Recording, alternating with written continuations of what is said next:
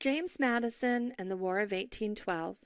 Some of the causes of the War of 1812 were the impressment of U.S. citizens, interference with American shipping, and British support of Native American resistance.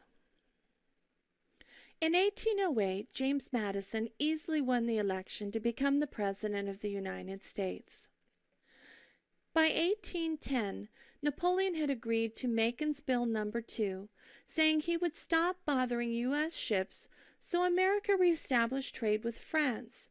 Unfortunately, Napoleon was just saying that he would stop bothering us. He continued to attack our ships. Madison hoped to avoid war, but some of the congressmen representing the southern and western states wanted war.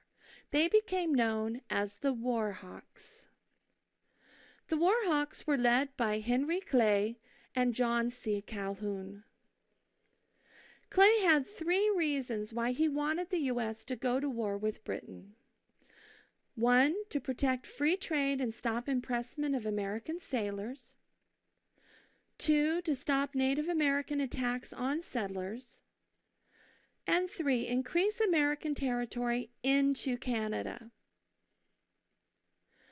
Because of the many speeches made by the War Hawks, a sense of nationalism, that's a pride in or a devotion to one's nation, started to spread through America.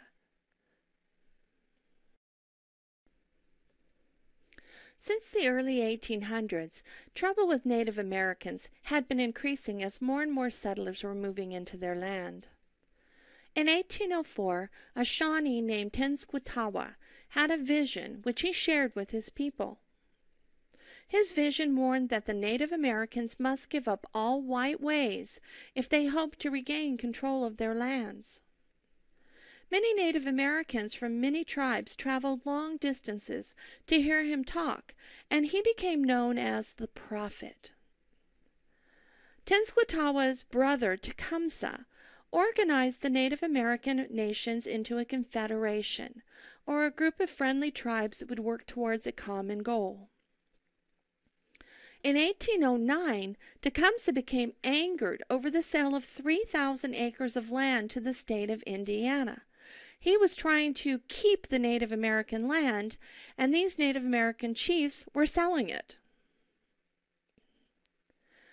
Tecumseh called a meeting on his own land with the governor of Indiana. At that time it was William Henry Harrison.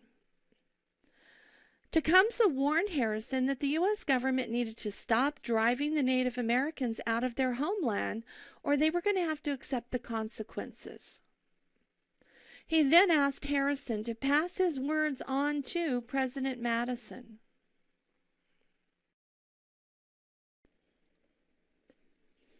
In 1811, Harrison worried that Tecumseh would attack, so he decided to send 1,000 troops to Prophetstown to protect the settlers.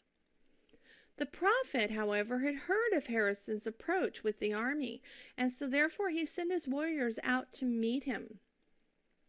They came together at a place called Tippecanoe, and a battle began.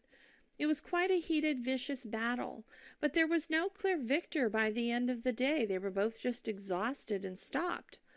Harrison, though, claimed the victory as a U.S. victory, and he let Madison know that he had overcome and been victorious over the Native Americans. After the battle, the soldiers were looking around the battlefield and reported finding British rifles at Tippecanoe.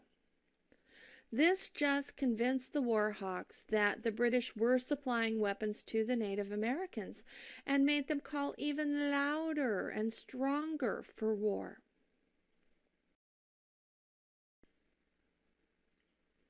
In June of 1812, President Madison gave in to all the political pressure, and he asked Congress for a formal declaration of war against England.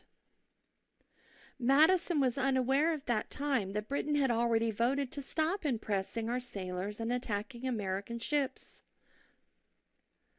News of the British vote arrived 2 days after the declaration of war had been approved. We were at war. At the start of the war, the U.S. was unprepared. The military had been allowed to shrink because of Jefferson's idea that there was no reason to keep a standing military in peacetime. They were poorly trained, poorly armed, and we only had about 7,000 troops. To encourage the enlistment of soldiers, Congress voted to give $124 and 360 acres of land to anyone willing to enlist. Congress, however, had a hard time paying the regular salaries, much less giving the extra bonus, because we were still in debt as a country, and this led to many desertions. Despite this, as the war progressed, America's military strength did grow, and our training did improve, and we became a strong army again. And now you know a little bit about what led to the starting of the War of 1812.